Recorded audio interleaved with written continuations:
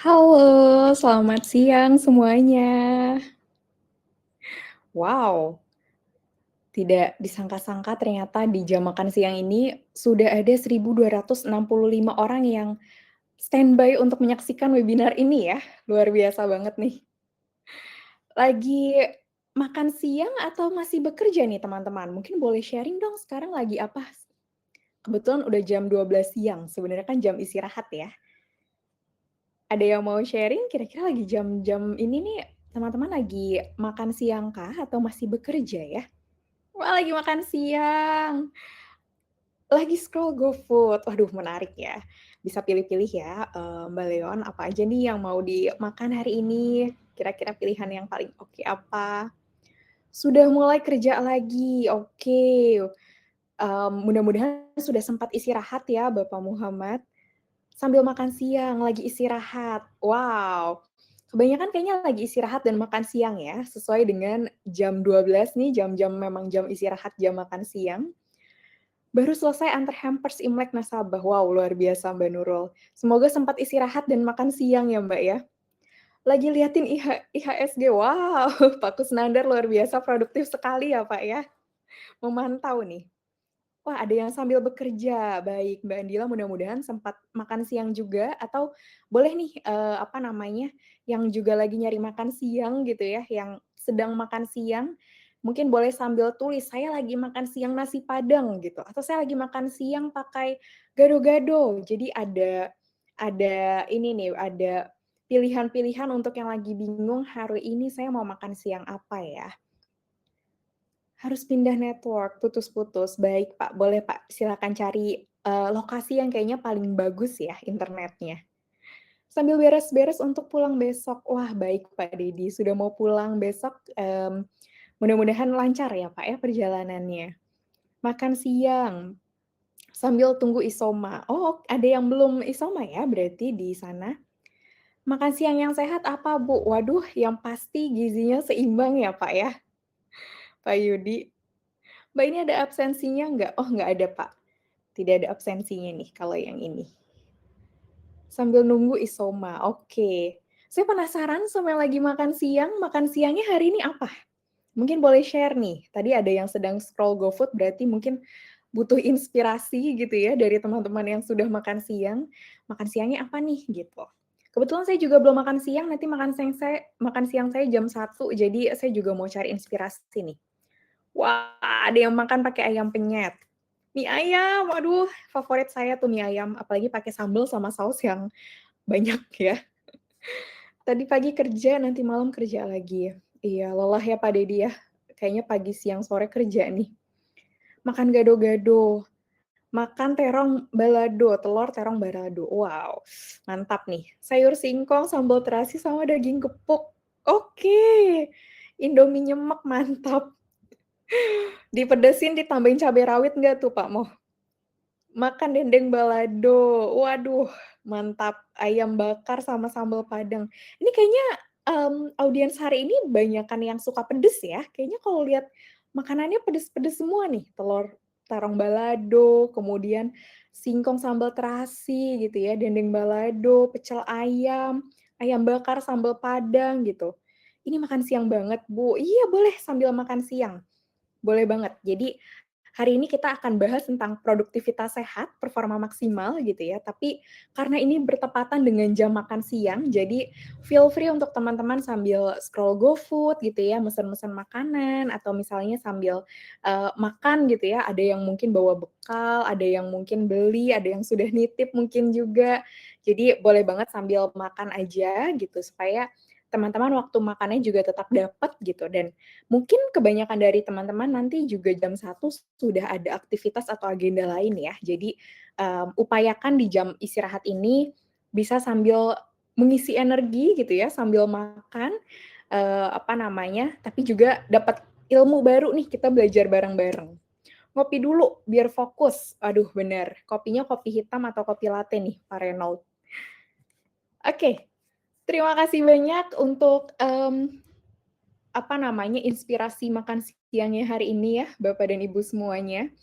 Saya jadi punya bayangan kayaknya nanti setelah webinar ini selesai, saya mau makan apa nih, gitu. Jadi Terima kasih banyak dan mudah-mudahan yang lagi bingung mau makan siang apa hari ini, ada beberapa pilihan yang bisa dipilih dari kolom chat di sini gitu ya. Jadi bisa pilih juga, kayaknya saya pengen makan ini deh hari ini, gitu. Tapi pastikan gizinya seimbang ya Bapak dan Ibu.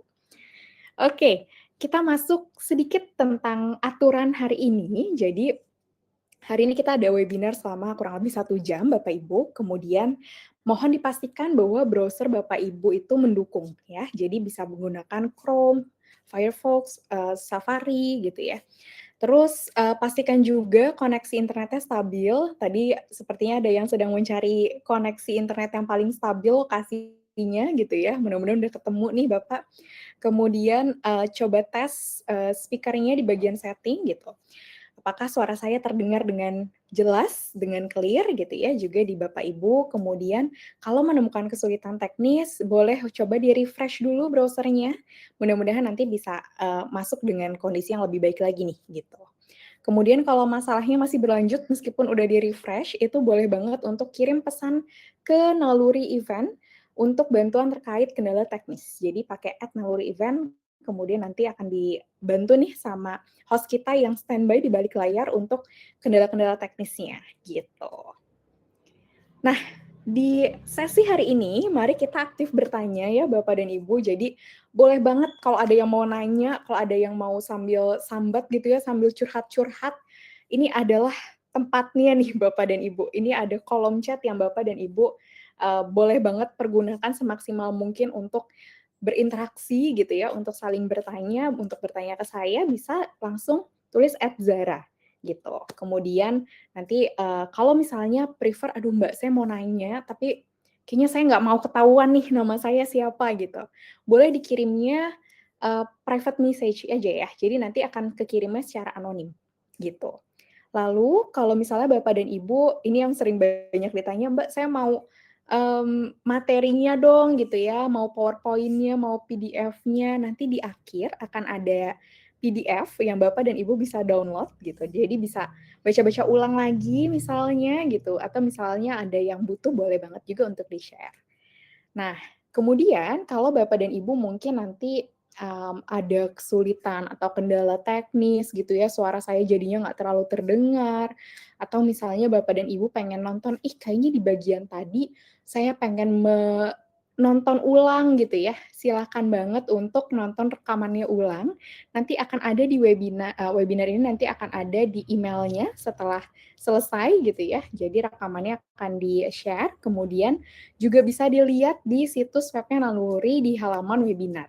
Nah, di situ juga banyak tuh Bapak dan Ibu untuk, webinar-webinar lain yang Bapak dan Ibu bisa pilih berdasarkan tema-tema atau topik yang diminati, gitu. Jadi, boleh banget untuk main-main ya ke website Naluri untuk ngelihat nih kira-kira, "Wah, saya tertarik sama isu ini, ada nggak nih webinarnya?" Gitu. Itu ada banyak list-nya yang bisa diakses, gitu. Oke, kayaknya, tak kenal maka tak sayang ya. Jadi saya mau kenalan dulu sama Bapak dan Ibu semua, teman-teman di sini yang sudah hadir. Semakin bertambah nih, semakin, berjalannya sesi gitu ya, angkanya tadi ada 1.600 XX gitu ya, sekarang sudah 1.800-an nih. Jadi, izinkan saya memperkenalkan diri saya, nama saya Zara Dwi Monika, biasa dipanggil Zara. Saya psikolog klinis dewasa di Naluri yang berlisensi dan terdaftar di Kemenkes, IPK, dan HIMSI gitu. Jadi mungkin yang masih suka bertanya-tanya, "Wah, saya harus ngecek psikolog kemana nih?" Boleh cek di 3 titik ini ya, 3 poin ini gitu.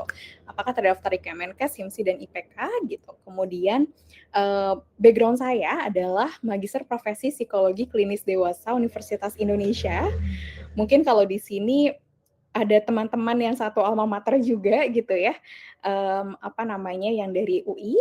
Kemudian pengalaman dan ketertarikan saya terkait dengan isu-isu kesehatan mental itu biasanya seputar tentang burnout gitu ya, relasi intra dan interpersonal, kemudian kepribadian dan juga psikopatologi gitu. Jadi mungkin ada juga beberapa yang pernah ketemu di dalam sesi one on one consultation gitu ya. Jadi, hari ini kita belajar bareng-bareng banget nih. Nah, sebelum kita mulai, ada beberapa pengingat yang ingin saya sampaikan ke teman-teman semua, bahwa yang pertama, Naluri ini adalah ruang aman yang bebas dari penghakiman. Jadi kalau teman-teman, pengen sambil curhat tadi ya, sambil nulis-nulis di sini, mohon jadikan ini sebagai ruang aman untuk bisa menyampaikan itu, untuk memberikan kelegaan buat kita. Dan hari ini adalah bukan tentang siapa sih yang paling produktif gitu ya, atau siapa sih paling kuat. Tapi, kita di sini justru bisa banget datang dengan apa adanya, sesuai dengan kondisi masing-masing, sesuai dengan energi masing-masing, dan nanti kita akan belajar bareng-bareng untuk mengelola energinya, gitu. Kemudian yang perlu diperhatikan juga adalah kita semua tuh punya ritme yang beda-beda, Bapak dan Ibu. Jadi kalau ada yang relate di dalam materi ini, boleh untuk sambil ngangguk, sambil senyum, sambil berbagi, sambil bertanya gitu ya, silakan. Tapi kalau misalnya rasanya ini materinya kurang pas sama saya karena ritme saya berbeda gitu, nggak apa-apa. Ambil aja yang relevan untuk Bapak dan Ibu sekalian, gitu. Kemudian tidak lupa juga karena kita membahas tentang energi, kita membahas produktivitas, performa, yang tidak kalah penting adalah silahkan berjeda. Kalau Bapak dan Ibu merasa ada titik di mana, kayaknya saya penuh banget deh, kayaknya saya capek gitu ya, silahkan tarik nafas, meregangkan tubuh gitu ya, atau sekedar memejamkan mata sebentar, itu akan sangat-sangat helpful, sangat-sangat membantu. Jadi silahkan diperhatikan juga ya sinyal-sinyal dari badan, ini kayaknya saya terlalu lelah hari ini atau saya terlalu, sibuk hari ini gitu ya.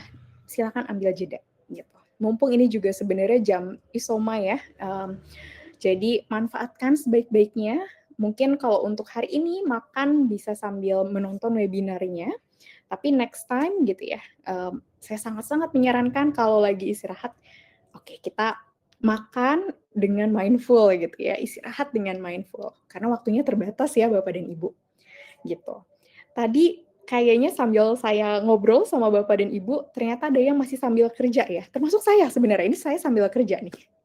Tapi, mudah-mudahan setelah ini dapat waktu untuk istirahat, kalau saya sendiri memang digeser nih jam istirahatnya, gitu. Nah, Bapak Ibu yang masih bekerja mudah-mudahan mendapatkan waktu juga ya untuk bisa beristirahat, untuk bisa mengisi kembali energinya gitu, karena sesuai banget dengan apa yang kita bahas hari ini, sibuk seharian atau misalnya padat seharian itu sebenarnya tidak berarti kita bisa memaksimalkan produktivitas kita, gitu. Jadi ini yang pengen kita pelajari bersama-sama nih.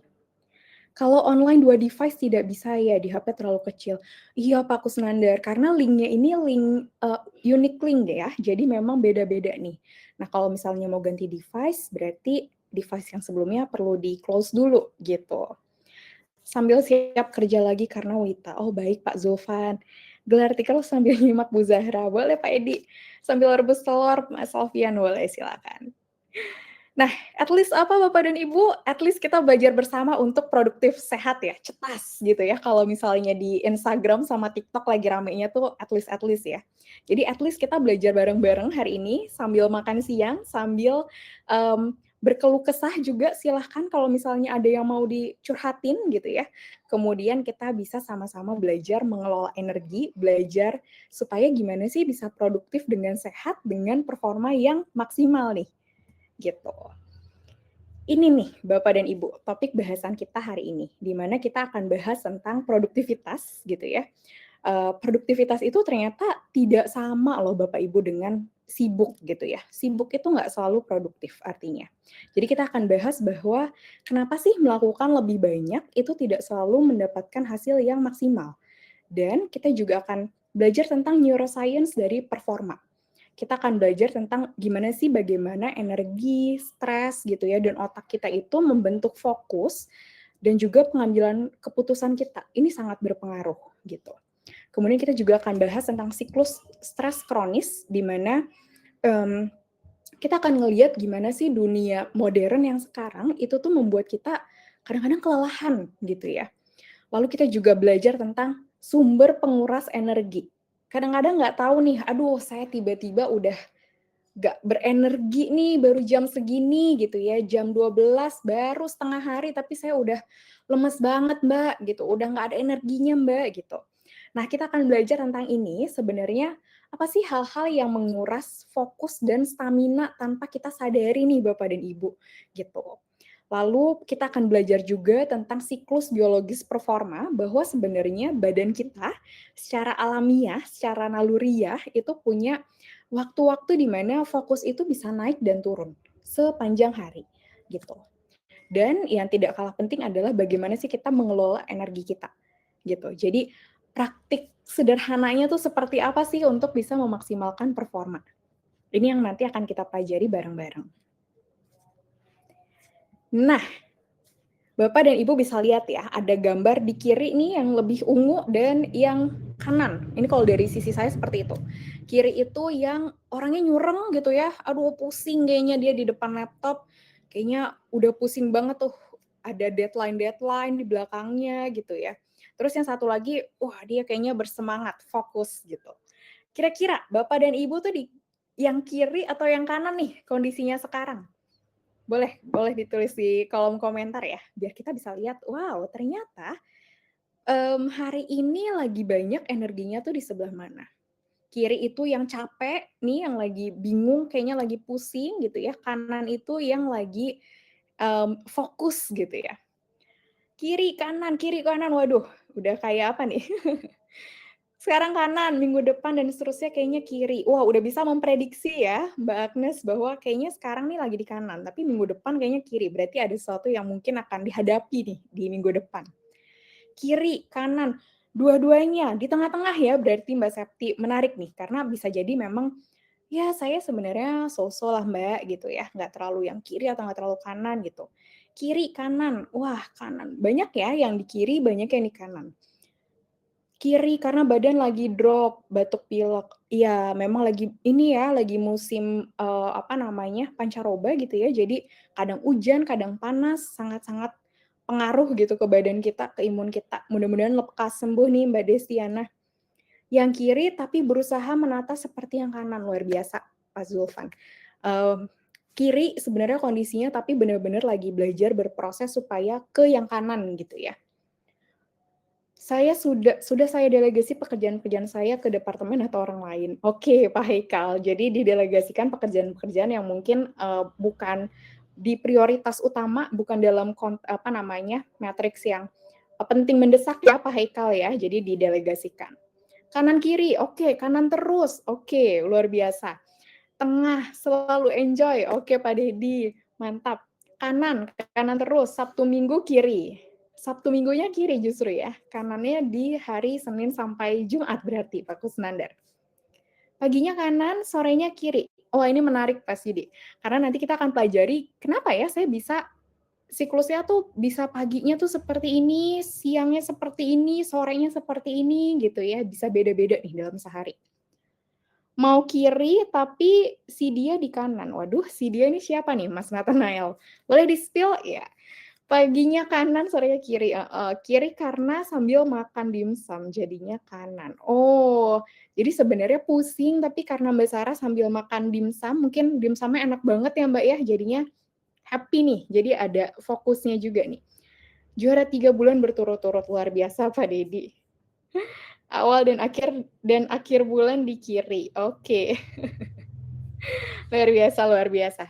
Ternyata apapun jawabannya teman-teman gitu ya, apapun jawabannya Bapak Ibu, mau yang di kiri, mau yang di kanan, itu nggak sendirian ya Bapak dan Ibu. Ada juga orang-orang yang dalam situasi yang sama dengan Bapak dan Ibu. Wah saya lagi di kiri banget Mbak, pusing Mbak saya. Ini sekarang saya lagi ngejar target misalnya, saya lagi ngejar setoran gitu, saya lagi, aduh puyeng deh Mbak deadline-nya Mbak gitu. Tapi yang kanan juga banyak nih, Mbak saya lagi fokus, saya lagi kayaknya oke nih, saya bisa melakukan kerjaan-kerjaan saya dengan produktif, dengan performa yang baik nih gitu. Apapun jawabannya Bapak dan Ibu, even tengah-tengah gitu ya, saya kanan kiri ternyata nggak sendirian nih. Jadi um, ini yang juga perlu dipegang ya. Saya kondisinya mungkin lagi nggak baik-baik aja, saya lagi capek banget, tapi saya nggak sendirian. Karena ada juga nih orang-orang yang ternyata situasinya sama kayak saya. Dan yang penting adalah tadi ya, at least kita belajar bareng-bareng supaya dapat produktivitas yang sehat dan performa yang maksimal itu. Nah, ini topik pertama kita Bapak dan Ibu mengenai bahwa, eee, sibuk itu tidak selalu berarti produktif. Setuju nggak Bapak dan Ibu? Bahwa kalau kita sibuk ternyata nggak selalu artinya produktif loh, gitu. Apakah Bapak dan Ibu setuju? Setuju, setuju. Oke, kalau ada yang nggak setuju juga boleh loh. Kayaknya buat saya sibuk tuh artinya produktif, Mbak Zara. Nggak apa-apa, gitu. Tapi kayaknya Rama setuju ya, setuju kadang-kadang error, benar. Oke, betul banget Bapak dan Ibu, sepertinya sebagian besar di sini 99% setuju gitu ya bahwa ternyata sibuk itu tidak berarti produktif gitu.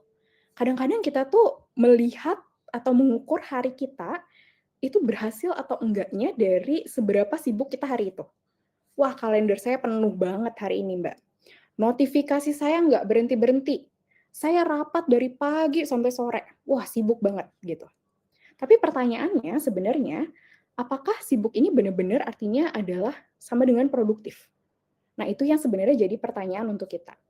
Dan jawabannya adalah sibuk itu ternyata tidak selalu artinya produktif.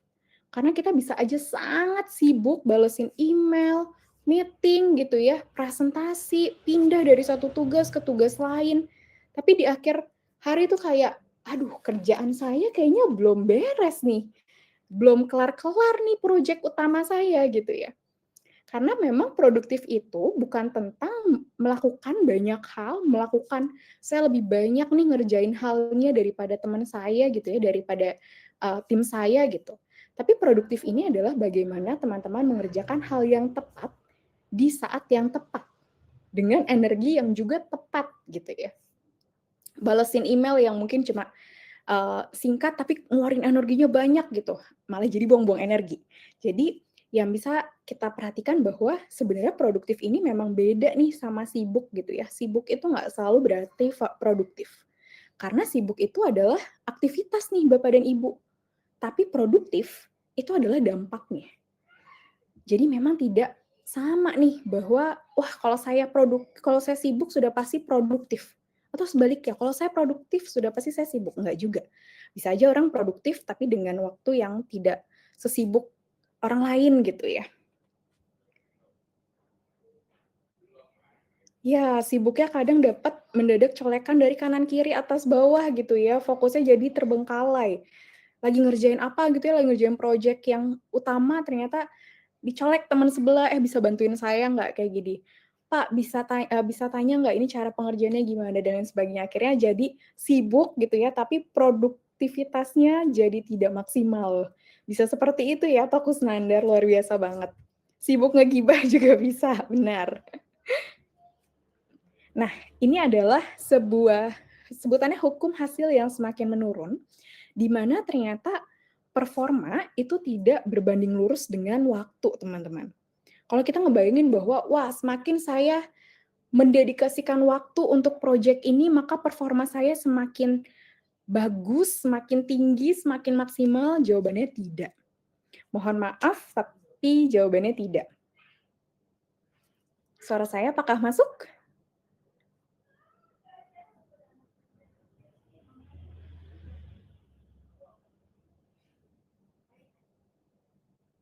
Halo, kayaknya saya koneksinya kelempar nih. Suara saya masuk nggak ya, Bapak dan Ibu?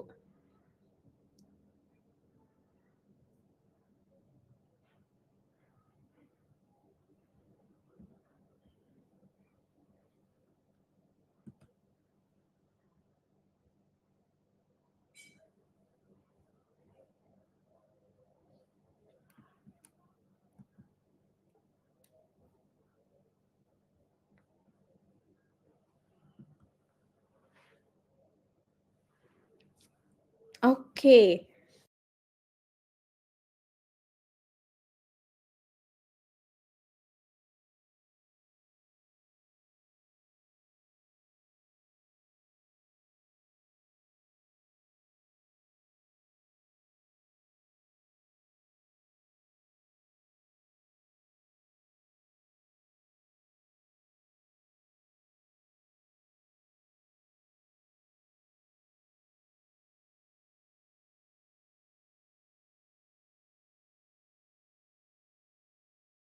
Bali, Bapak dan Ibu.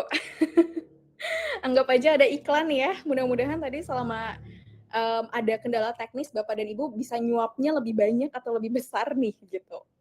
Oke, kita lanjutkan, tadi kayaknya kepotong ya, bagian saya lagi ngomong bahwa mendedikasikan waktu lebih banyak tidak selalu berarti performanya tuh pasti lebih bagus atau lebih meningkat.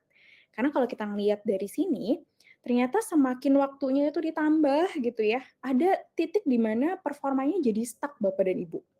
Stuck terus akan landai aja, kayak gitu aja, tidak bertambah-tambah tuh gitu. Dan ini yang sebenarnya pengen kita hindari setelah belajar hari ini.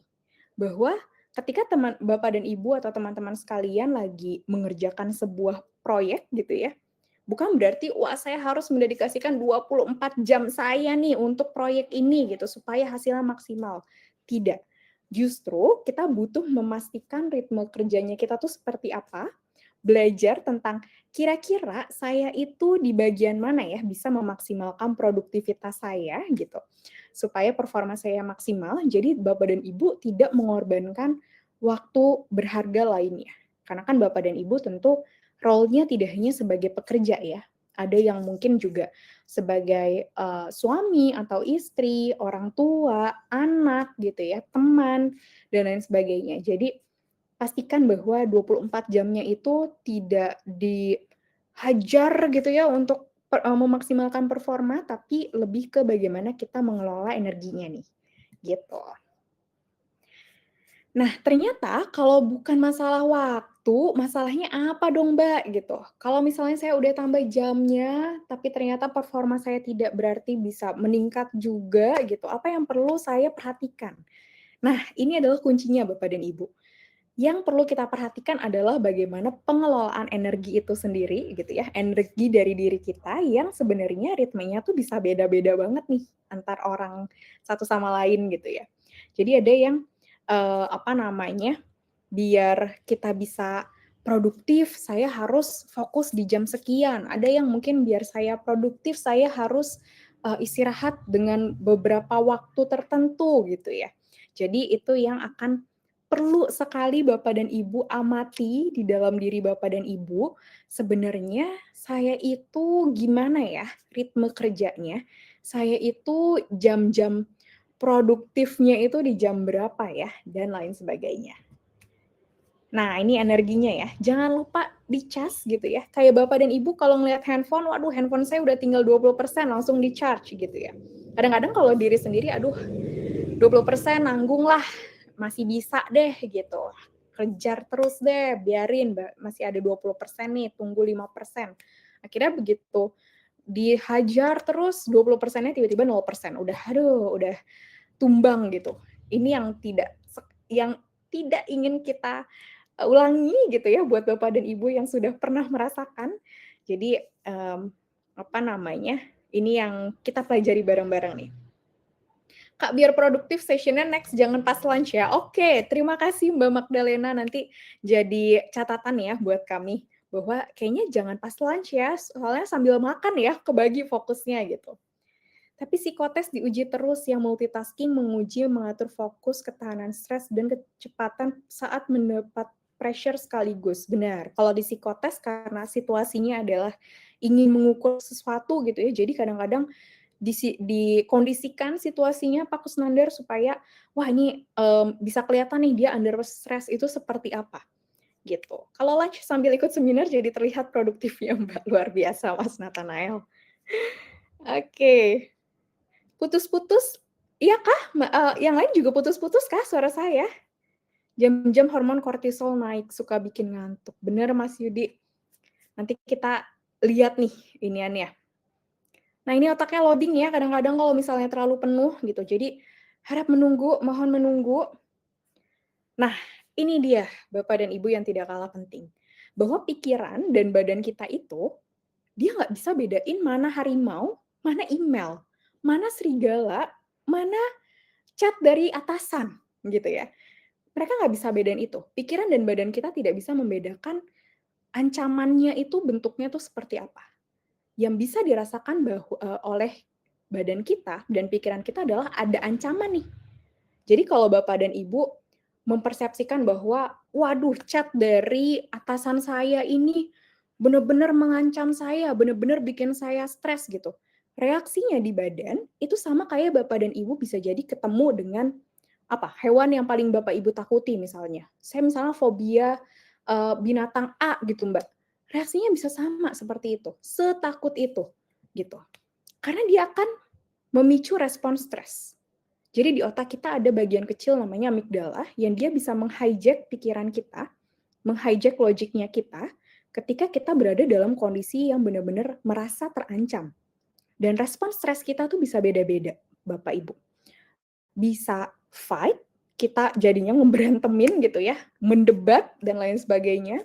Misalnya kayak Bapak dan Ibu ketemu ancaman nih gitu ya di jalanan, lagi bawa motor atau bawa mobil, tiba-tiba ada yang nyerempet, bisa jadi respon Bapak dan Ibu fight tuh, "Wah, saya berantemin aja tuh orang," gitu, "Woi, siapa?" dan lain sebagainya gitu. Keluar tuh premanismenya gitu. Atau bisa juga flight, di mana Bapak dan Ibu jadinya, "Ah, udahlah, mendingan saya nggak usah bales deh. Aduh, mendingan saya nggak usah ikut ini deh daripada saya stres," gitu ya. Kabur gitu atau cabut. Ada juga yang nge-freeze gitu. Nge-freeze ini lebih banyak pada situasi-situasi terancam yang misalnya Bapak dan Ibu dalam situasi tiba-tiba sekali terancam, misalnya tiba-tiba dibegal gitu ya, tiba-tiba kayak badan saya nggak bisa gerak Mbak, nge-freeze namanya, gitu. Itu mungkin juga terjadi nih. Jadi respon stres kita pun berbeda-beda nih Bapak dan Ibu. Ada yang orang kalau misalnya dalam stres dia akan sifatnya lebih ke fight, saya fight deh orangnya gitu. Ada yang flight, udah saya cabut aja deh, saya stres banget sama kerjaan saya, udah saya resign aja deh, saya mencari pekerjaan lain gitu ya, udah nggak bisa nih pekerjaan yang sekarang. Atau ada juga yang nge-freeze, dia nggak bisa bergerak kayak, waduh saya tiba-tiba nggak bisa mikir, nggak bisa ngapa-ngapain nih. Nah itu yang perlu juga diperhatikan, respon stresnya Bapak dan Ibu tuh sebenarnya seperti apa. Coba diperhatiin, apa sih hal paling mengancam yang rasanya Bapak dan Ibu temui di 1 minggu terakhir? Apakah jangan-jangan bener tuh kayak tadi ya, wah ternyata saya merasa sangat terancam ketika ngelihat ter-pop up nama atasan saya di handphone misalnya. Atau saya merasa terancam kalau, waduh email dari klien saya ini muncul gitu ya di kotak email saya, di inbox saya gitu. Coba diperhatikan mana yang sebenarnya benar-benar memicu respon stresnya Bapak dan Ibu. Nah, normalnya kalau kita stres, terus tubuh kita bereaksi gitu ya, dan masalahnya sudah selesai, tubuh kita pulih lagi tuh Bapak dan Ibu. Tapi, ketika kita berhadapan pada stres kerja yang kronis, yang benar-benar berkepanjangan, maka sumber stresnya ada, tubuhnya bereaksi kayak tadi ya, entah itu flight, atau itu fight, atau itu nge-freeze. Terus masalahnya nggak kunjung selesai ya, misalnya, wah kerjaan saya ini nggak kelar-kelar nih, begini-begini terus nih, ada lagi nih Mbak kerjaannya, ini selesai tambah lagi, itu selesai tambah lagi. Gak selesai-selesai tuh kerjaannya gitu. Jadinya tubuh kita tuh dalam situasi stres terus gitu. Respon tubuhnya tuh dalam respon tubuh yang dalam kondisi stres terus. Jadinya tubuh itu nggak pernah pulih. Dan ini yang berbahaya. Karena kerja yang berlebihan itu sama kayak kita berada dalam survival mode. Kayak mode bertahan hidup terus gitu. Wah, pokoknya saya harus kerja nih, saya harus selesai nih laporan ini, saya harus submit ini, saya harus report ke sini, saya harus lanjut ini dan seterusnya. Badan kita tuh dalam kondisi survival terus gitu. Duh bertahan deh, ayo. Jadi bukan dalam kondisi rileks, bukan dalam kondisi tenang, bukan dalam kondisi di mana bisa beristirahat gitu ya. Tapi awas terus tuh. Badannya tuh aware terus bahwa wah saya dalam situasi yang terancam. Saya dalam situasi yang tidak baik-baik aja nih. Gitu. Dan ini biasanya bisa menyebabkan GERD anxiety. Benar Pak Yudi, salah satunya ya. Siklus stres kronis ini seperti ini. Jadi ketika beban kerjanya menekan, kortisolnya tuh naik. Kortisol ini adalah hormon stres disebutnya ya, umumnya disebut sebagai hormon stres. Dan dia adalah hormon yang sebenarnya bikin kita lebih awas gitu teman-teman. Ketika kortisol ini meningkat dan terus-menerus di level yang tinggi, artinya kan tidak stabil ya. Tidak dalam situasi di mana kortisol ini harusnya di level sekian, tapi karena stres terus jadi kortisolnya tinggi terus dan ini merusak ritme tubuh kita. Gitu. Karena sebenarnya kortisol ini adalah hormon bangun tidur. Jadi kalau teman-teman bangun tidur nih, kan tidur itu rileks sekali gitu ya. Bahkan teman-teman mungkin nggak sadar nih ada yang apa namanya misalnya benda jatuh atau apa, kadang-kadang kita nggak sadar tuh kalau lagi tidur. Tapi begitu bangun kita biasanya merasakan bahwa badan kita lebih awas, lebih seger gitu ya. Nah, itu adalah si hormon kortisol ini yang berpengaruh, yang bermain di situ. Tapi ketika kortisolnya ini terus-menerus tinggi, yang harusnya tadi dalam batasan di mana kita bisa jadi lebih seger bangun tidur gitu ya, karena terlalu tinggi kortisolnya, jadinya badan kita malah capek. Karena kortisolnya tuh membuat kita terus-menerus alert gitu ya, membuat kita terus-menerus awas dengan apa yang ada di sekitar kita. Dan ini ngerusak ritme tubuh kita. Akhirnya apa? Akhirnya kelelahan berlebih justru. Bayangkan teman-teman harus dipaksa fokus gitu ya dalam seharian dalam 24 jam karena kortisolnya tinggi, rasanya tuh badan awas terus, seger terus, fokus terus, malah jadinya kelelahan yang berlebihan. Dan kelelahan yang berlebihan itu bikin susah kerja. Capek ya, aduh boro-boro deh Mbak saya ngerjain laporan itu, saya jadi capek Mbak gitu. Saya napas aja capek rasanya, saya makan aja sambil capek nih gitu. Dan akhirnya bikin susah kerja. Susah kerja akhirnya beban kerjanya menekan, makin banyak gitu ya, karena tadi pekerjaan yang mungkin harusnya sudah selesai, belum selesai, nambah lagi, dan seterusnya. Bikin beban kerjanya menekan. Kortisolnya makin tinggi lagi. Makin ngerusak ritme tubuh, makin lelah berlebihan. Terus aja dia muter nih siklusnya teman-teman. Dan siklus ini akan terus berputar bila nggak ada intervensi. Perlu ada intervensi nih di dalam siklus ini supaya oke, badannya istirahat. Oke, kortisolnya menurun. Jadi badan kita lebih bisa bereaksi dengan lebih kalem gitu ya, dengan lebih tenang, lebih rileks. Kortisolnya turun juga, akhirnya fokus kerjanya meningkat, beban kerjanya juga menurun karena tadi bisa fokus kerja, nyelesain apa yang belum terselesaikan dan lain sebagainya. Gitu. Jadi, coba perhatikan sinyal badannya Bapak dan Ibu.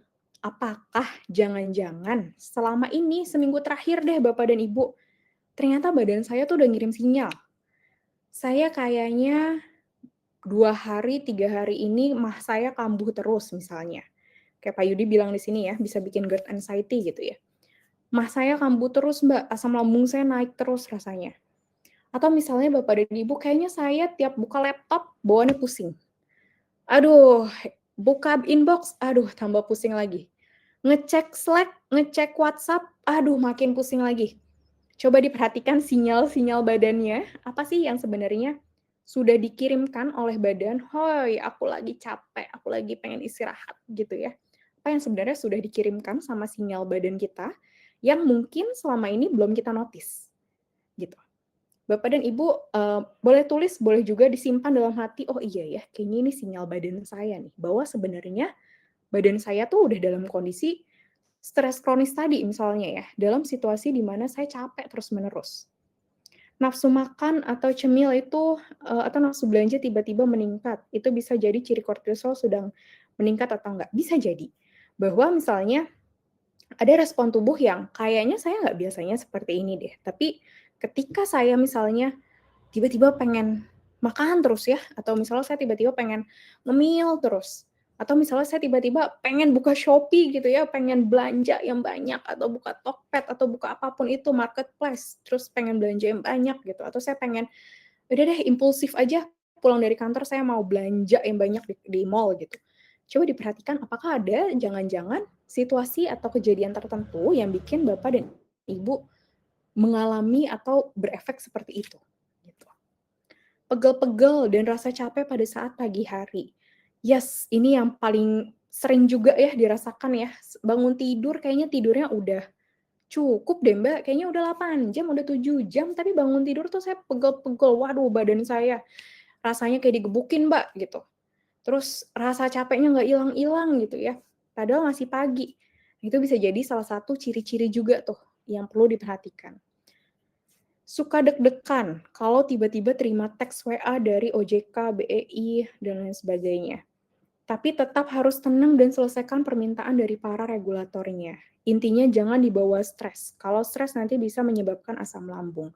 Ya, jadi kadang-kadang kita menerima WhatsApp atau email tadi ya dari lembaga tertentu misalnya atau dari pihak-pihak yang berkaitan sama kita gitu ya. wah ini langsung benar-benar bikin deg-degan nih, saya langsung jantungnya dug dug dug dug dug gitu ya, bunyinya langsung kenceng gitu. Itu bisa banget jadi sebuah sinyal nih dari badan bahwa, oke, saya sebenarnya dalam kondisi yang stres dan saya mau coba untuk regulasi stresnya saya ini nih. Karena Bapak dan Ibu, harga yang harus dibayarkan di balik stres itu adalah energi kita habis ya, kalau lagi stres kan energi rasanya keserap aja ya pastinya, gitu. Dengan kortisolnya naik, energinya udah blas. Kemudian fokus kita juga biasanya terganggu tuh. Kalau lagi stres diajak ngobrol orang, "Aduh, tadi ngomong apa ya Mbak? Maaf ya saya nggak terlalu dengerin," gitu. Karena pikirannya lagi banyak berkecamuk gitu ya, lagi benar-benar dalam situasi yang tertekan nih, gitu. Atau memorinya nih, "Duh kemarin saya ngapain ya? Kemarin kayaknya ada yang ngebahas ini deh, tapi saya lupa apa dan di mana, gitu. Memorinya kayak kayak kabur gitu ya, kayak berkabut. Saya bingung sebenarnya beneran kejadian nggak sih ya ini? Itu kadang-kadang ada tuh di dalam ruang konseling bahwa saya juga bingung, Mbak, ini sebenarnya kejadian apa enggak ya gitu. Saya lupa banget soalnya, tapi teman saya bilang, "Kan kemarin udah dibahas nih," misalnya, dan lain sebagainya. Atau mood-nya ya, mood-nya yang juga paling sering terpengaruh gitu ya kalau lagi stres, aduh males ah ngobrol, aduh kayaknya pengen cepet pulang aja deh, pengen istirahat aja, gitu. Atau ada yang kebalikannya, aduh saya pokoknya nggak mau di kosan sendiri, saya harus ketemu sama orang. Saya teleponin aja deh ke orang-orang di dekat saya gitu ya, teman-teman saya, ngajak nongkrong, ngajak main, dan lain sebagainya. Jadi, ini yang harus dibayarkan di balik stresnya Bapak dan Ibu sekalian, dan Bapak dan Ibu sekalian bisa coba berefleksi gitu ya, sebenarnya buat saya pribadi, yang mana ya yang sebenarnya paling kerasa habis ketika saya stres? Apakah jangan-jangan energinya saya, ataukah memorinya saya, atau fokusnya saya gitu ya, atau mood-nya saya nih? Itu yang, eee, apa namanya, bisa diperhatikan. Kalau mimpin kerjaan udah kategori stres atau enggak? Tergantung kalau yang ini Pak Liston, Bapak atau Ibu Liston ya. Jadi bisa aja, kebawa mimpi nih, mimpinya kalau mimpinya menyenangkan gitu ya, wah di mimpi saya dapet, 1 kilogram emas gitu ya, karena sudah menyelesaikan proyek saya. Biasanya itu adalah harapan gitu ya, harapan yang apa namanya, muncul dari keinginan kita nih gitu. Tapi misalnya mimpiinnya buat reporting, waduh ini mungkin, ada sesuatu yang juga kebayang sampai mau tidur ya, waduh mau tidur nih masih mikirin report akhirnya kebawa mimpi gitu. Nah itu bisa jadi, tanda-tanda juga yang perlu diperhatikan apakah sebenarnya saya memang sangat terbebani dengan reporting-nya ini nih, sampai akhirnya kebawa di mimpi, gitu. Nah, ini efek stres pada pikiran dan tubuh kita, Bapak dan Ibu. Tadi ya, hormon stresnya sudah pasti meningkat gitu. Dan hormon stres yang meningkat ini bikin detak jantung kita juga makinnya meningkat gitu. Jadi dengan si kortisol yang tinggi ini, detak jantungnya juga ritmenya semakin cepat, makin meningkat gitu ya. Tekanan darah meningkat, jadi Bapak dan Ibu yang punya hipertensi juga perlu diperhatikan stresnya sudah pasti gitu. Karena ini akan berpengaruh pada pikiran kita dan tubuhnya kita. Jadi kalau misalnya dibilang, "Nggak apa-apa lah saya stres, yang penting badan saya sehat." Hei, lihat dulu gitu ya. Kadang-kadang pikiran itu juga berpengaruh karena dia tuh sama badan tuh kayak bestie. Mereka tuh saling mempengaruhi satu sama lain. Sama kayak misalnya badan kita kalau lagi nggak enak ya, meskipun lagi nggak ada masalah apa-apa, tiba-tiba pikirannya kemana mana tuh. Waduh, nanti kalau saya ini, kalau saya itu, dan lain sebagainya. Begitu juga sebaliknya, kalau pikirannya lagi nggak enak, ngaruh juga nih ke badan, dengan si kortisolnya ini yang naik. Dan bahkan Bapak dan Ibu, ada penelitian yang menunjukkan bahwa ada korelasinya nih, antara hormon stres yang tinggi, yang terus-menerus, stres yang, kronis gitu ya, dengan penyakit jantung. Jadi, ini sesuatu yang bisa kita perhatikan bareng-bareng, apakah level stres saya itu dalam level yang masih bisa saya regulasi, ataukah ini sudah butuh bantuan nih, gitu. Karena kayaknya stres saya udah berbulan-bulan, Mbak, misalnya atau berminggu-minggu nggak selesai-selesai, badan saya rasanya gini-gini terus nih. Coba kita cari bantuan gitu ya. Salah satunya sebenarnya dengan belajar seperti ini, atau kalau misalnya, Mbak, saya udah coba regulasi sendiri gitu ya, atau saya sudah coba curhat ke teman terdekat, belum juga nih, bisa membantu saya untuk menurunkan stres saya atau membantu saya menyelesaikan masalah saya, coba untuk ke profesional, gitu. Nah, gimana nih caranya untuk tadi ya, bisa meregulasi si stresnya ini nih? Coba upayakan untuk jeda. Kalau ada yang ikut program-program atau, Health Talk Naluri di tahun sebelumnya gitu ya, kita banyak juga membahas tentang micropause gitu. Bagaimana kita bisa berjeda sejenak, tidak hanya berjeda untuk makan dan sholat gitu ya, atau, berjeda di jam 12 sampai jam 1 ini, tapi juga punya waktu-waktu untuk berjeda sejenak, ketika kita merasa overwhelmed. Tarik nafas, stretching, bisa ngobrol sedetik gitu ya sama teman sebelah misalnya, asal jangan bablas gitu. Atau hal-hal lain yang bisa menjadi, caranya bapak dan ibu untuk bisa berjeda gitu, karena tiap orang bisa beda-beda nih jedanya. Nah, jeda ini sama kayak waktu, istirahat juga ya, mmm, orang yang performanya bagus, itu ternyata bukan orang-orang yang menghindari istirahat bapak dan ibu, tapi orang-orang yang menjadwalkan istirahatnya. Orang-orang yang tahu kapan saya butuh istirahat, supaya saya energinya kembali dan bisa produktif, dan kapan saya butuh lanjut dulu, gitu. Kalau handphone, clear ya Bapak dan Ibu, wah ini udah sekian persen saya cas. Wah ini handphonenya masih oke, masih bisa dipakai, boleh. Tapi kalau badan kita suka lupa. Kalau diri sendiri suka lupa. Sebenarnya ini saya dalam fase butuh deh Mbak istirahat. Saya dalam fase yang kayaknya benar-benar ibaratnya butuh dicas kayak handphone, gitu. Tapi kadang-kadang, "Entar dulu deh, nanggung, belum kelar nih Mbak kerjaan saya, project saya belum selesai," gitu. Akhirnya dihajar terus, yang mana pada akhirnya itu tidak membuat performanya tadi maksimal. Bahkan bisa justru menurunkan performa atau bahkan berefek ke bapak dan ibunya burnout, gitu. Jadi pastikan bahwa bapak dan ibu sebenarnya tidak menghindari performa, tidak menghindari istirahat, melainkan menjadwalkan istirahat yang tepat untuk bapak dan ibu. Stres tidak semua negatif, Kak. Misal ada challenge sehingga stres yang menjadi motivasi untuk growth.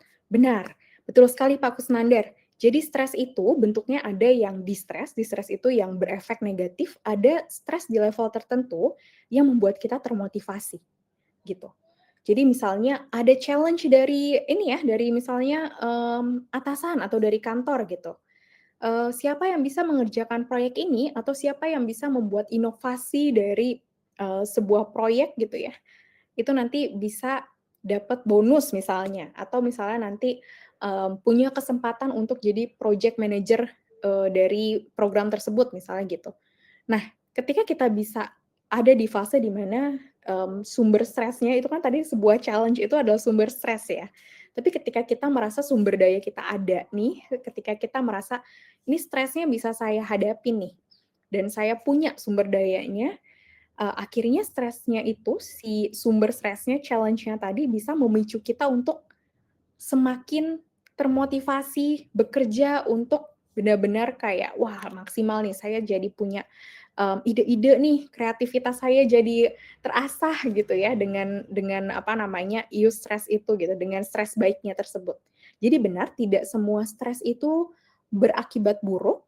Nah, yang perlu Bapak Ibu perhatikan adalah stres-stres mana yang sebenarnya kayaknya udah ngasih saya efek yang nggak bagus deh, Mbak. Challenge-nya misalnya, oke, challenge A itu memberikan efek stres yang baik buat saya, disebutnya eustress tadi. Eustress buat saya, jadi saya bisa semangat mengerjakan project ini gitu ya. Tapi challenge yang ini, challenge yang B, itu ternyata membuat saya kok jadinya, aduh, kebawa mimpi ya tadi misalnya, kebawa mimpi terus nih. Atau saya jadinya tidak bersemangat bekerja lagi ya, karena saya merasa challenge yang B ini kayaknya di luar kemampuan saya nih, gitu. Nah, ini yang perlu Bapak Ibu perhatikan, apa sih efeknya ke badan saya? Apa sih yang disebabkan oleh sumber stres saya yang ini ke badan saya nih? Efek negatifnya apa?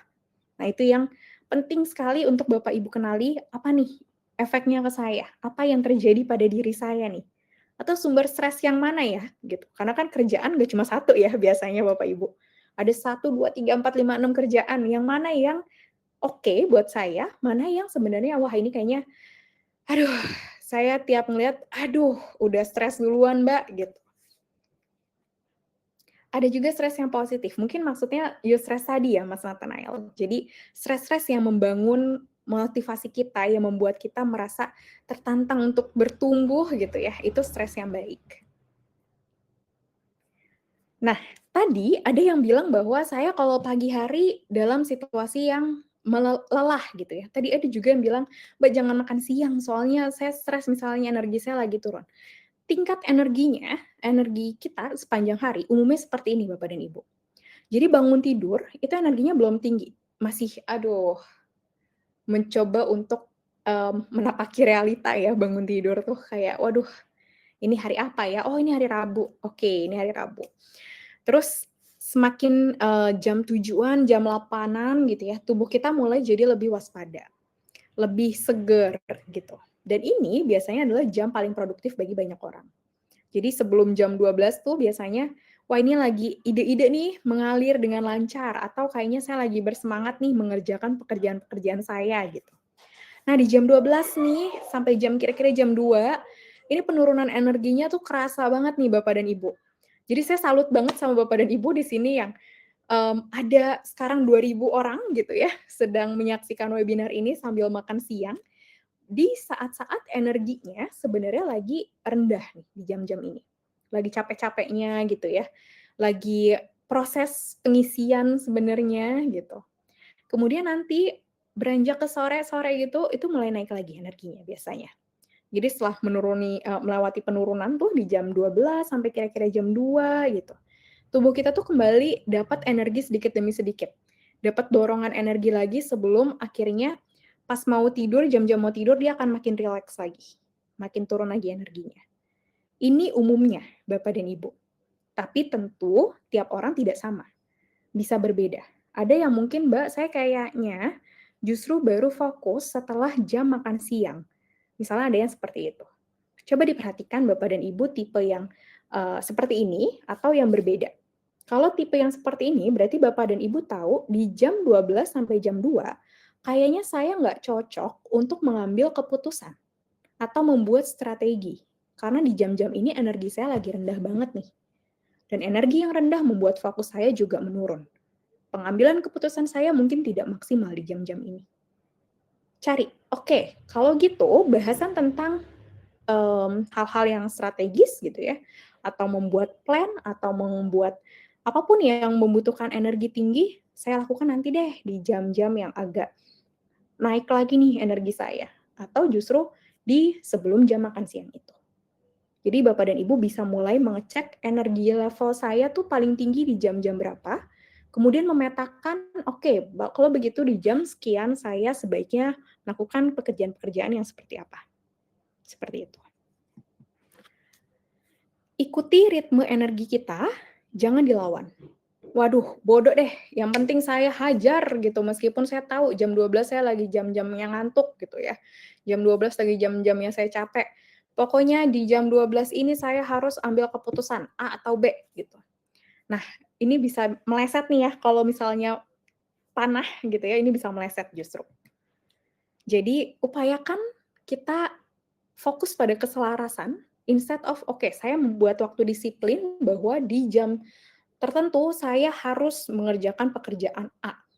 Itu malah kadang-kadang justru membuat kita makin, apa namanya, tidak tepat nih panahnya, gitu. Jadi upayakan ikuti ritmenya kita, saya lagi fokus di jam berapa, saya lagi benar-benar butuh energi di jam berapa, gitu. Kemudian gunakan ritme itu untuk memetakan mana-mana saja pekerjaan yang perlu dikerjakan di jam tersebut, mana yang perlu ditunda di jam yang membuat saya bisa lebih fokus nih, jam-jam yang juga saya rasanya lebih bisa untuk berpikir. Nah, ini adalah penguras energi yang sering tidak disadari gitu ya, bahwa kayaknya saya udah coba mapping tadi Mbak, saya udah coba mengenali energi saya udah coba untuk, berfokus pada hal-hal yang produktif instead of mensibukkan diri gitu ya, tapi kok saya tetap capek Mbak, gimana nih gitu. Nah ini nih, penguras energi yang kadang-kadang tidak kita sadari Bapak dan Ibu. Yang pertama adalah multitasking gitu. Kadang-kadang, mungkin Bapak dan Ibu yang sambil di depan laptop nih, boleh sambil ngecek ya, ada berapa tab yang kebuka di saat ini. Ada yang mungkin saya tipikalnya 3 tab Mbak maksimal. Jadi cuma 3 nih. Ada yang sampai nggak kelihatan tuh, itu tab apaan gitu ya, saking banyaknya tab yang dibuka, kecil-kecil banget. Ada yang sampai kayak, wah ada yang 3, rata-rata 3 ya? Oke, ada yang lebih dari 3 Bapak dan Ibu, yang tabnya kebuka minimal 20 tab. Wow, luar biasa. Jadi kecil-kecil ya, Mbak Rika Mas Abbas.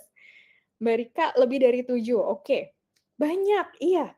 Jadi kadang banyak sampai yang kecil-kecil banget gitu ya, sampai kalau misalnya ditanya, mmm, dokumen ini yang mana? Terus kita suka, yang mana ya? Saking nggak kelihatannya tuh gitu, cuma kelihatan ikonnya aja gitu, nggak kelihatan dia tulisannya apa.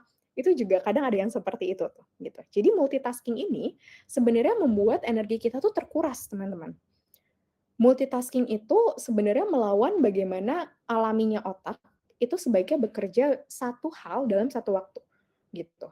Otak kita tuh nggak bisa multitasking.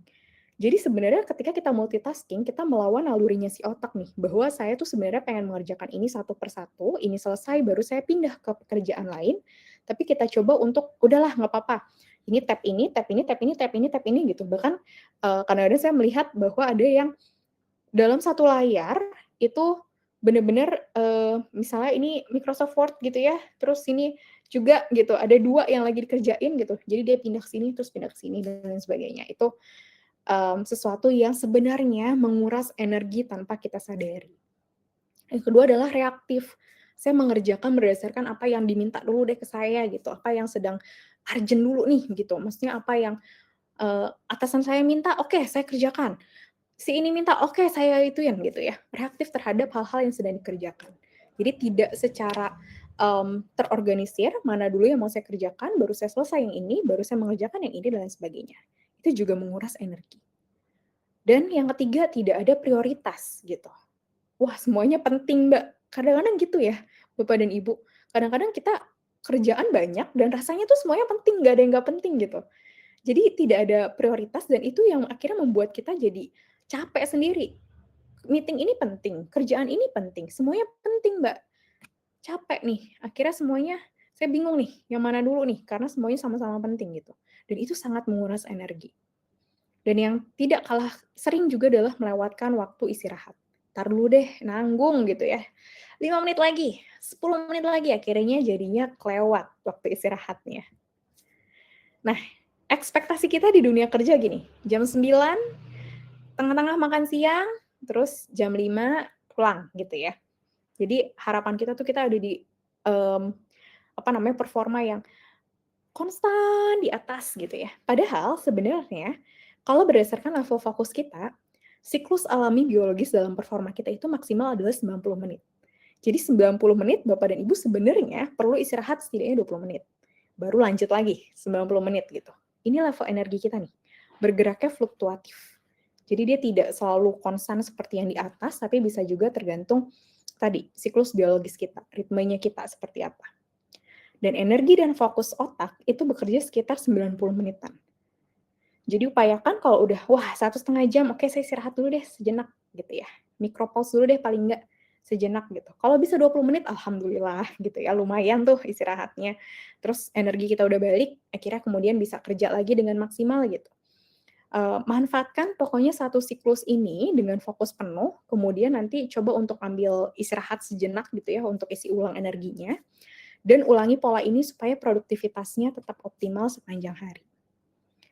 Nah, ini adalah level tugas berdasarkan energi kita gitu ya. Jadi kalau energinya lagi tinggi, ini sangat ideal untuk mengerjakan tugas-tugas yang kayak brainstorming gitu ya, nyari ide, pemecahan masalah, kemudian bikin, strategi tadi ya, bikin perencanaan gitu.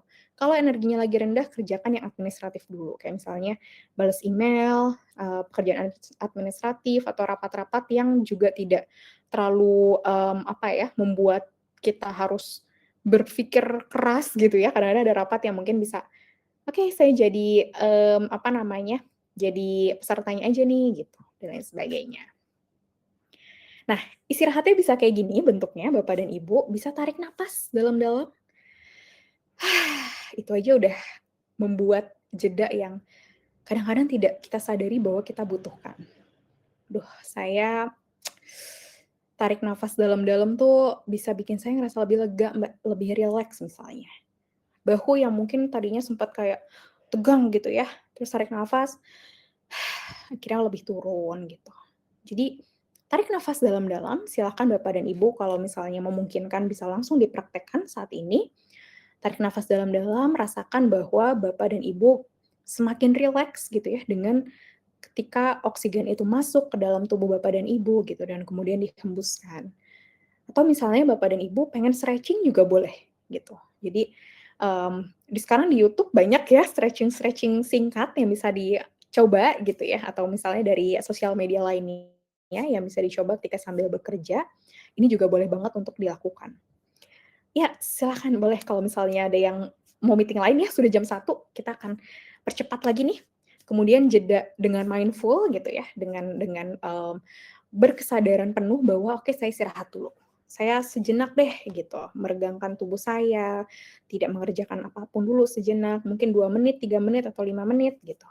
Atau yang nggak kalah penting juga minum air gitu ya, upayakan misalnya minum air, kemudian, kalau misalnya memungkinkan juga jalan kaki sejenak gitu. Saya punya, teman yang kalau lagi pusing dia prefer jalan kaki dulu, gitu. Itu juga bisa dilakukan. Nah, ini juga nggak kalah penting teman-teman, upayakan menetapkan batasan juga untuk menjaga energi kita. Jadi batasan ini sebenarnya bukan tentang penolakan aja, tapi bagaimana kita menjaga diri supaya tidak kelelahan. Karena saat kita mengatakan, "Yes yes, oke, boleh, nggak apa-apa," ada hal-hal yang kita korbankan. Dan mungkin Bapak dan Ibu bisa berefleksi juga ya, apa ya hal-hal yang sebenarnya kalau saya bilang, "Iya, siap saya kerjakan, oke siap besok selesai." Apa yang saya korbankan? Mungkinkah waktu saya untuk istirahat? Atau waktu saya untuk keluarga? Atau waktu saya untuk, makan misalnya? Dan lain sebagainya. Ada hal-hal yang dikorbankan dengan terus mengatakan iya. Jadi, saya akan menjelaskan sedikit gitu ya, apa namanya, tentang iya, tapi dengan syarat yang bisa Bapak dan Ibu gunakan sebagai trik untuk memberikan batasan gitu ya, tapi tidak dengan terang-terangan atau secara, apa namanya, gamblang, "No, say no," gitu ya. Tapi kadang-kadang kita memang ada di dalam situasi di mana mungkin kita tidak bisa mengatakan tidak, sehingga harus mengatakan iya, tapi iyanya ini bisa dengan syarat, teman-teman. Iya, ada 3 nih, iya dan, iya setelah, dan iya jika. Iya dan misalnya gini, iya saya bisa kerjakan dan saya perlu menyesuaikan deadline pekerjaan lain supaya saya ada ruang untuk ngerjain ini. Jadi orang tersebut tahu bahwa, oke saya kerjakan, tapi saya akan menyesuaikan deadline yang lain nih. Ada dannya, bahwa ketika saya mengerjakan pekerjaan ini, ada hal-hal lain yang juga menjadi kompensasi atas waktu yang saya keluarkan untuk pekerjaan ini. Saya mengatakan iya dan saya perlu menyesuaikan apa misalnya meeting saya kah atau deadline saya kah untuk bisa ada ruang mengerjakan ini. Atau teman-teman bisa mengatakan iya setelah. Iya, saya dengan senang hati akan bantu setelah menyelesaikan proyek yang sedang berjalan minggu ini. Artinya apa? Teman-teman bisa bantu minggu depan, gitu. Iya, setelah saya kerjain selesai proyek minggu ini. Iya, jika. Iya, saya bisa menghadiri rapat jika waktunya 30 menit dan agendanya diinfokan sebelum rapat. Nah, teman-teman bisa pilih nih, mana ya yang kira-kira cocok buat situasi saya. Karena kadang-kadang kita tidak dalam situasi bisa mengatakan, "Maaf Bapak Ibu, saya nggak bisa ngerjain proyek itu," gitu ya. Padahal yang nyuruh adalah misalnya, direktur langsung gitu ya, atau itu mungkin pada situasi tertentu bilang no itu tidak memungkinkan. Jadi bilang ya, tapi dengan syarat ini menunjukkan bahwa teman-teman bersedia membantu, teman-teman bersedia melakukan hal tersebut, tapi dengan hal-hal tertentu yang butuh disesuaikan. Iya dan, iya setelah, atau iya jika, gitu. Udah jam 5:30 nih, tiba-tiba saya diajak meeting gitu, 5:30, sore, udah siap nih, udah ngegemblok tas gitu ya. Bisa pakai iya jika? Iya, saya bisa ikut rapatnya, tapi kalau misalnya maksimal 15 menit dan saya tahu ya mau yang dibahas apa, gitu. Atau tadi misalnya, ada project apa, iya saya setelah ini, atau iya dan apa, gitu. Jadi bisa menggunakan iya dengan syarat ini. Yang tidak kalah penting juga, teman-teman, adalah cek energi mingguan gitu ya. Ada 4 hal yang perlu dicek dalam setiap minggunya, fisik, mental, emosional, dan makna atau nilai hidup. Sebenarnya seberapa bugar teman-teman secara fisik, seberapa fokus minggu ini untuk produktif gitu ya, kemudian seberapa stabil secara emosional, dan apakah apa yang saya kerjakan itu selaras dengan hal-hal yang bermakna buat saya. Kasih skor 1 sampai 10 dan teman-teman bisa jadikan ini sebagai, evaluasi gitu ya, "Oh saya di minggu ini rendah banget nih, makna atau nilai hidupnya. Saya fokus kerja, tapi sebenarnya kerjaan saya nggak sesuai passion," misalnya gitu ya. Teman-teman bisa mencari, makna atau nilai hidup ini dari hal-hal lain di luar pekerjaan misalnya. Oke, saya ikut komunitas yang memang saya minati. Atau misalnya, oke, seminggu ini semuanya terchecklist, nilainya 10, 10, 10 kecuali fisik. Saya kurang istirahat di minggu ini. Oke, berarti setidaknya minggu depan saya fokus pada pemulihan energi fisik saya. Gimana saya bisa dapat waktu untuk istirahat gitu ya, supaya saya tidak mengulangi, mmm, ritme yang sama dengan minggu lalu di mana fisik saya kayaknya secara skor 2 deh gitu. Perhatikan hal-hal ini. Coba evaluasi di setiap minggu gitu ya, mau itu di weekend atau di hari Jumat misalnya, apa-apa aja sih yang sebenarnya di minggu tersebut kayaknya lagi kurang, maksimal gitu ya, jadi di minggu depannya bisa diupayakan dengan lebih baik. Ibaratnya kayak baterai gitu ya, teman-teman mungkin ada di level yang berbeda-beda sekarang, ada yang 100, ada yang 80, ada yang 60, ada yang 40, ada yang 20 gitu. Teman-teman perhatikan mana level baterainya teman-teman. Nah, ini bisa jadi, apa namanya, acuannya teman-teman. Kalau energinya lagi 100, wah lagi full baterai ya, pertahanin nih ritmenya. Terus jaga kebutuhan dasar, lakukan self care, lakukan hal-hal yang membuat Bapak dan Ibu berkembang. Tapi kalau 80, pertahankan levelnya, tentukan apakah ada hal lain yang perlu dilakukan gitu ya, agar tetap stabil atau justru lebih baik. Kalau 60 udah mulai, medium ya. Apa yang bisa bikin lebih baik nih Bapak dan Ibu? Apa yang bisa dimulai hari ini? Gitu ya. Coba diupayakan. Oke, supaya level energi saya 80 deh misalnya. Kalau 40 nih, waduh energinya udah mulai low. Cek tanda peringatannya, energinya udah mulai turun, udah mulai perlu perhatian, apa yang nguras energi saya nih, sampai saya ada di level 40 nih. Baterai saya sampai tinggal 40 tuh kenapa ya gitu. Mulai atur ulang prioritas. Kalau udah 20, Bapak dan Ibu, kalau ada yang sekarang 20%, close, tab ini, istirahat dulu sejenak gitu ya. Kenali apa yang menguras energi, upayakan istirahat. Mulai tetapkan batasan kayak yang tadi, no atau bahkan yes tapi dengan syarat gitu, dan jangan ragu untuk bicara sama orang terdekat bahwa, "Kayaknya saya lagi nggak baik-baik aja deh," gitu. Apalagi yang di bawah 20%, upayakan untuk segera ngobrol sama orang, cari bantuan. Bantuan itu bisa bentuknya dari teman terdekat, dari rekan kerja, dari atasan, dari bawahan, atau bisa juga datang langsung ke profesional, gitu. Dan Bapak Ibu yang hadir di sini kemungkinan besar sudah kenal naluri, sudah pasti. Jadi, sangat mungkin punya akses juga baik itu ke digital coaching, baik itu ke consultation, baik itu ke care line, text line, kita bahkan punya helpline yang standby 24/7 untuk Bapak dan Ibu yang butuh bantuan emosional segera gitu ya, yang sifatnya darurat, itu bisa langsung telepon aja, gratis nelponnya, nggak pakai pulsa segala, bisa langsung terhubung sama psikolog klinis. Atau ngechat gitu ya, ngechat ke psikolog klinis kita juga gitu di tim helpline tersebut. Jadi resource-nya banyak, Bapak dan Ibu bisa maksimalkan terutama yang memang sudah punya privilege untuk menggunakan naluri. Ada yang 48%. Baik Pak Iman, coba dicek kira-kira apa nih yang mulai, menguras energinya gitu ya. Jadi bisa kelihatan apa yang perlu saya mulai ubah atau misalnya prioritas apa yang perlu saya ganti. Nah, kita mulai dari satu langkah kecil Bapak dan Ibu minggu ini, karena perubahan besar lahir dari hal kecil yang konsisten. Bapak dan Ibu bisa memilih dari teknik-teknik tadi gitu ya, dari hal-hal tadi yang kita pelajari bersama, mau cek dulu kah ritme kerjanya, mau cek dulu kah hal apa yang mungkin dalam energi kita banyak terkuras, atau mau coba untuk mapping dulu kah pekerjaan-pekerjaan berdasarkan energinya lebih rendah di jam-jam berapa. Silahkan, bisa mulai dari yang manapun dulu, tapi Bapak dan Ibu ada di sini, bareng-bareng kita belajar webinar hari ini tentang produktivitas dan juga performa, itu sudah satu langkah lebih baik gitu ya, daripada saya belum kebayang Mbak sebenarnya seperti apa gitu ya. Jadi, saya sangat apresiasi Bapak dan Ibu yang hadir di sini dan senang banget bahkan sampai di jam ini, masih banyak yang on ya gitu, apa namanya, untuk tetap bisa dapat ilmu bareng-bareng, belajar bareng-bareng.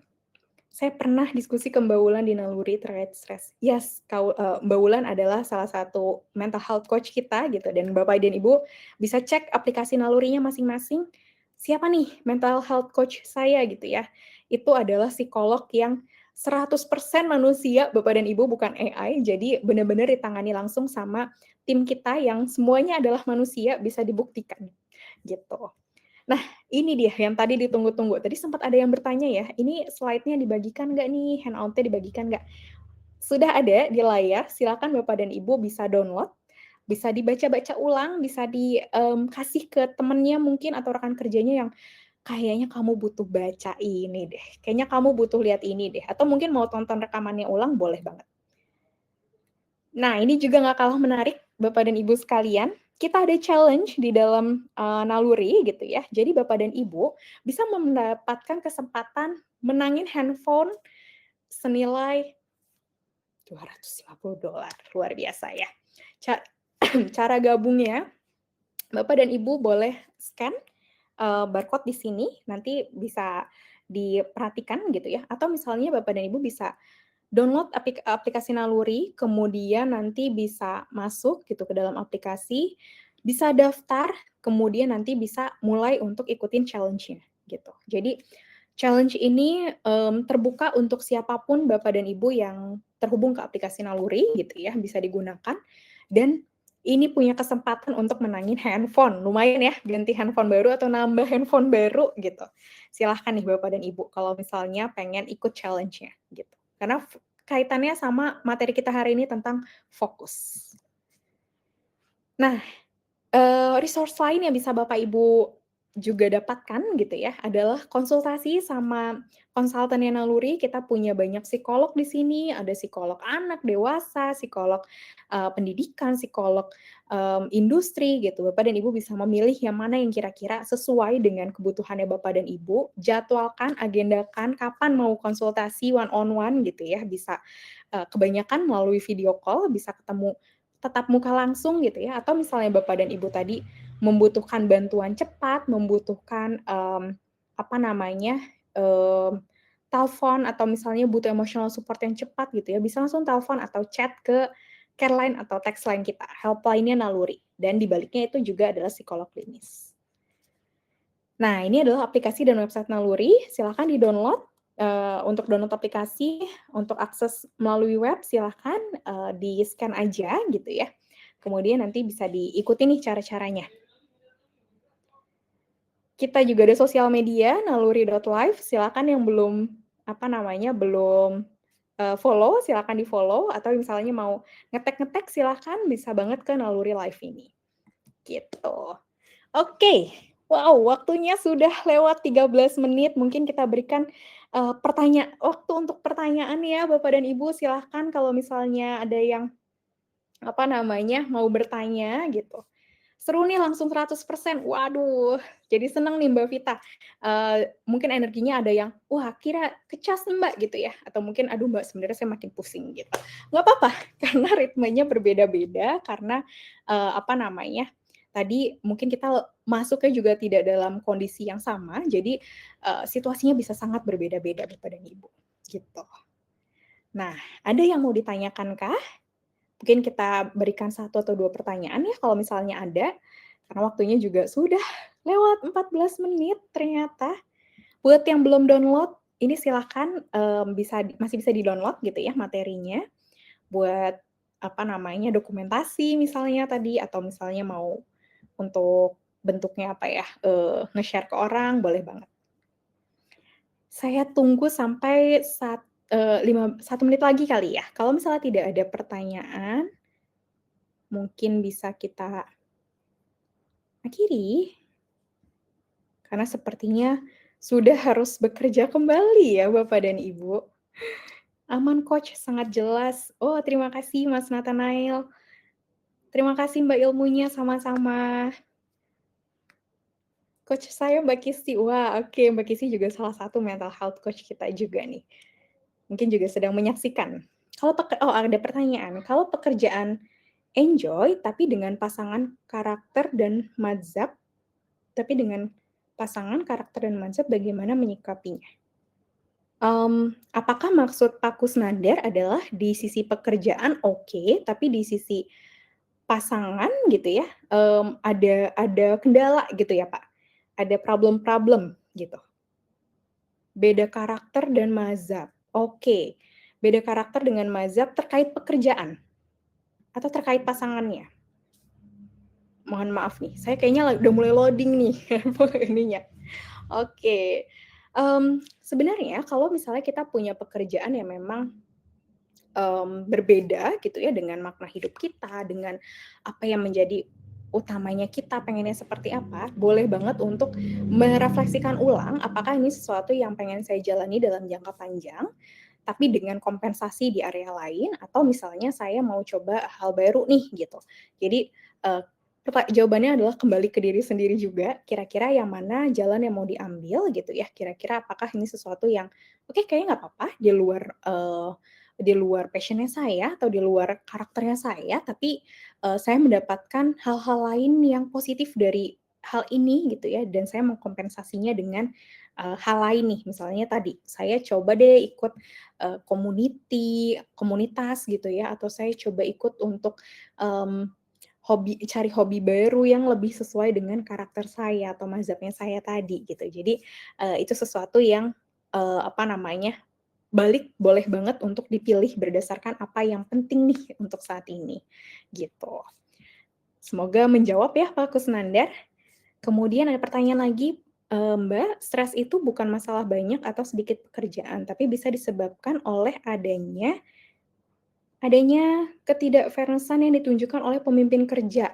Benar banget Mas Muhammad, kadang stresnya itu bukan berasal dari workload ya, tapi berasal dari, "Aduh saya ngerasa nggak fair nih, atasan saya memperlakukan saya dengan si A atau si B," gitu.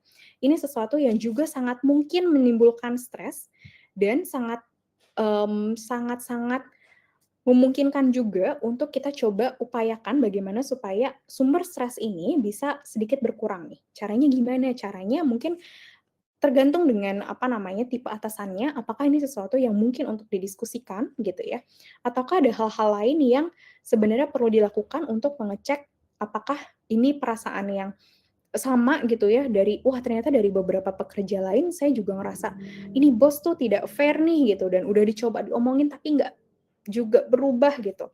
Maka teman-teman mungkin perlu mencari resource lain nih, apakah mungkin ada kesempatan untuk, mmm, bisa coaching misalnya atau bisa ngobrol sama HR dan lain sebagainya. Jadi itu sangat mungkin untuk menimbulkan stres gitu ya Mas Muhammad, tapi juga di satu sisi perlu kita kelola supaya hal yang membuat stres ini tidak menguras energi kita dalam berkepanjangan, gitu kurang lebihnya. Satu lagi mungkin ya, ternyata semakin bersemangat ya, sudah mau ditutup. Bagaimana jika atasan yang sering panik dan melimpahkan pekerjaan ke bawahannya, tidak peduli apa yang sedang dikerjakan bawahannya? Jadi kalau misalnya panik, ada sesuatu gitu ya, atasannya tipenya panik terus, "Udah deh, saya lempar ke bawahan saya," gitu ya, "kerjakan." Tadi, kalau misalnya kita dalam situasi yang bisa membuat boundaries dengan clear, bilang tidak, kalau itu sesuatu yang memungkinkan, boleh untuk dilakukan.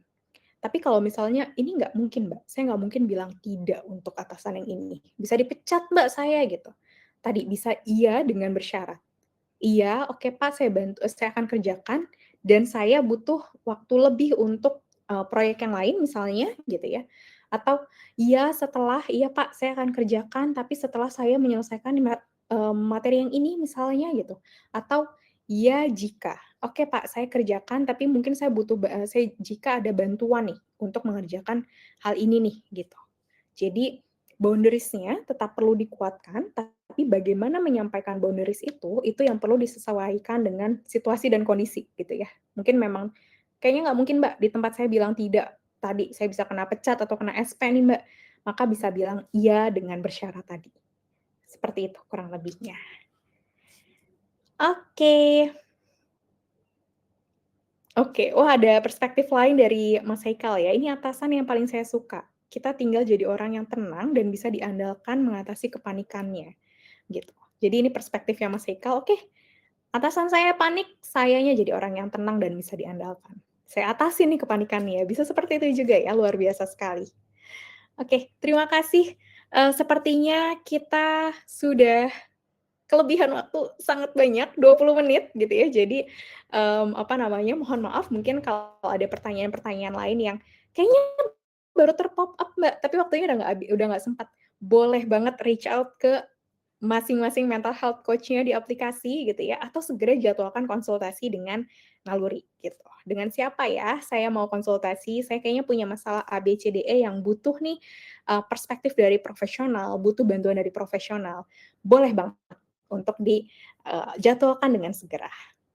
Begitu dari saya, terima kasih banyak semuanya sampai akhir, masih masih pada standby ya, masih on semuanya. Semoga materi hari ini bermanfaat untuk Bapak dan Ibu sekalian. Saya mohon maaf kalau ada salah-salah kata atau perbuatan, bagaimana mungkin ada hal-hal yang agak mengganjal gitu ya, sungguh itu tidak sengaja, mohon maaf lahir batin kalau misalnya ada kesalahan. Terima kasih banyak atas semangatnya, atas interaksinya yang luar biasa hangat dan tetap semangat sampai akhir ya. Silakan kalau misalnya mau download Hangout masih ada, silakan di-download. Kalau misalnya mau rewatch juga bisa datang ke webnya Naluri, dan kalau butuh bantuan lebih lanjut, jangan lupa hubungi ke coach-nya masing-masing atau misalnya boleh set konsultasi langsung. Terima kasih semuanya. Semoga sudah selesai makan siang dan selamat kembali beraktivitas ya. Selamat siang. Sama-sama.